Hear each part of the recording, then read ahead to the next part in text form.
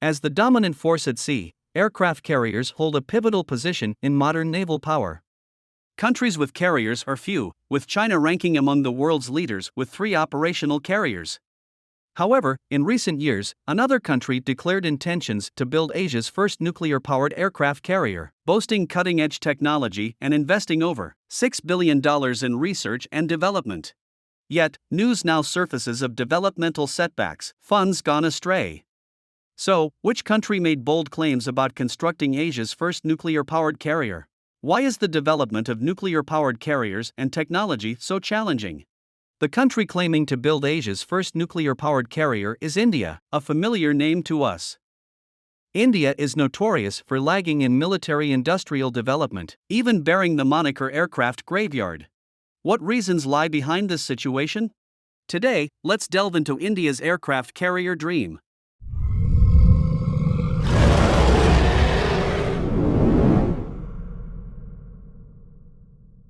Currently, India possesses 2 carriers, one bought from the UK, a World War II retired carrier, the HMS Hermes, and another acquired from Russia at a nominal price but costing a fortune in refurbishment, the Admiral Gorshkov-class frigate. These carriers, with their pedigrees, cost India substantial effort and funds to secure the title of Asia's foremost carrier-owning nation. As India, poised to become the world's most populous country, garners attention for its defense industry, it aspires to set an example of a major power.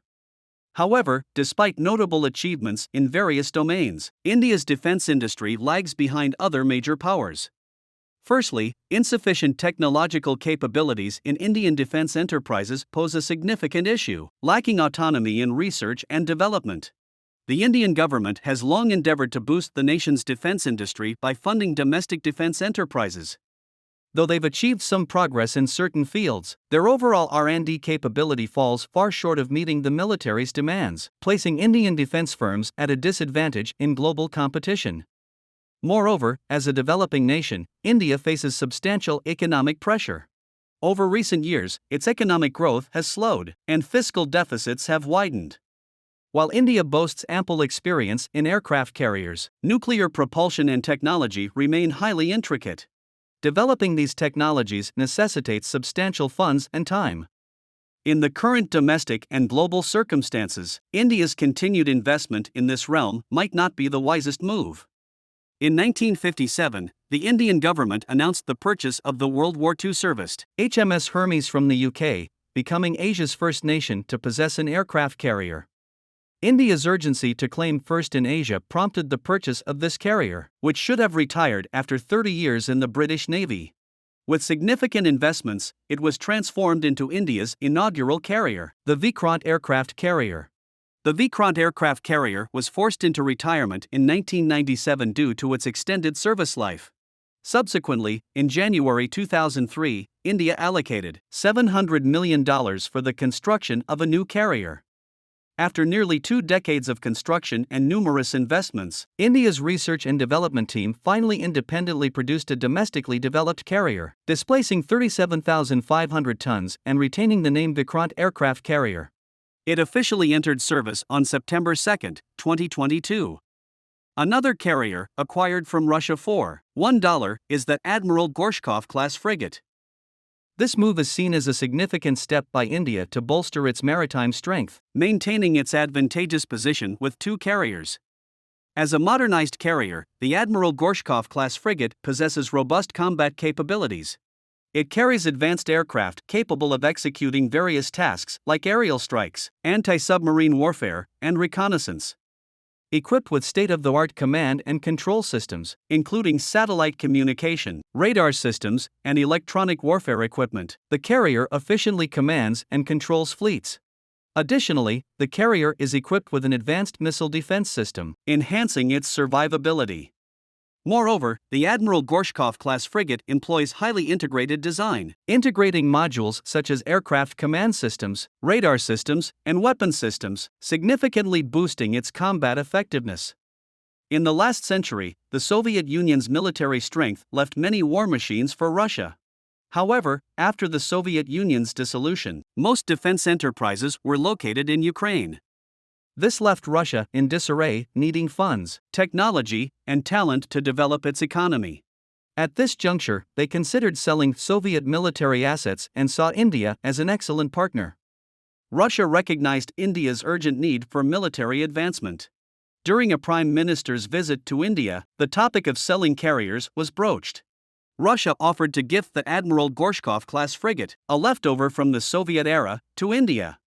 India was elated, troubled by the inability to build carriers domestically and the absence of sellers. They readily agreed to the deal. However, India soon realized there's no such thing as a free lunch. What's cheap often ends up being the most expensive. In 1998, India purchased the carrier from Russia for $1, but subsequent repairs and modifications demanded $970 million. Moreover, they had to install respective carrier-based weapon systems, totaling $1.5 billion. India agreed and set the delivery for 2008. As the deadline approached, Russia not only failed to complete the modifications but also demanded over $1 billion more for further upgrades. After all, technical expertise and materials cost money. India had no choice after investing $1.5 billion. Eventually, in 2012, the two parties formally completed the delivery, and India renamed the carrier INS Vikramaditya. However, during INS Vikramaditya's first showcase at sea, 8 out of 8 boilers exploded. It had to return for extensive repairs, relying solely on the last one to make it back to shore. India announced early on its intention to construct a technologically equipped nuclear-powered aircraft carrier, the INS Vishal, aiming for the realization of a second new type of carrier. However, given India's current situation, both in terms of funding and technology, completing even one carrier poses a challenge, let alone simultaneously achieving multiple projects. Subsequent news reports have indicated the Indian government's reluctant shift in plans, signaling the shelving of the nuclear-powered aircraft carrier development program. Nearly $6 billion invested earlier has gone down the drain. In today's world, aircraft carriers serve as critical means for projecting maritime power, symbolizing a nation's comprehensive strength and military capabilities. Nations with carriers are often regarded as maritime powers, able to wield greater influence in international affairs. Carriers effectively safeguard a country's maritime interests and secure sea lanes of communication. Against the backdrop of current geopolitical tensions, carriers have become crucial in safeguarding national interests. The United States boasts the world's largest fleet of carriers, all advanced nuclear-powered ones. Presently, they have a total of 11, including the Nimitz-class and Ford-class aircraft carriers. These carriers not only possess formidable combat capabilities and excellent displacement performance but also feature advanced command and control systems and defense systems, ensuring their leading position in global maritime power. Though Russia had a formidable carrier fleet during the Cold War, its carrier strength weakened after the dissolution of the Soviet Union. However, in recent years, Russia has gradually restored its carrier strength through modernization upgrades and the development of new carriers. Currently, Russia has an unfinished Kuznetsov-class aircraft carrier and a newly acquired Admiral Kuznetsov-class aircraft carrier. In recent years, China has made significant strides in carrier development. Presently, China has entered the era of 3 carriers, the first carrier, the Liaoning, the Shandong, and the newly launched Fujian. This marks China's aircraft carrier development at a world-class level. As an emerging international player, India still has much ground to cover in carrier construction. Attempting to achieve it all at once appears unfeasible. Despite facing numerous challenges in defense industry development, India also encounters substantial development opportunities. With ongoing global advancements in military technology, India has opportunities to enhance its defense industry's strength by importing advanced technology, fostering international collaborations, and increasing government investments. Furthermore, with India's continued economic growth, there's a likelihood of increased allocation to the military budget, providing robust support for the development of India's defense industry. This is the end of this video. Thank you for watching. Please like, subscribe, and comment. We genuinely appreciate your support.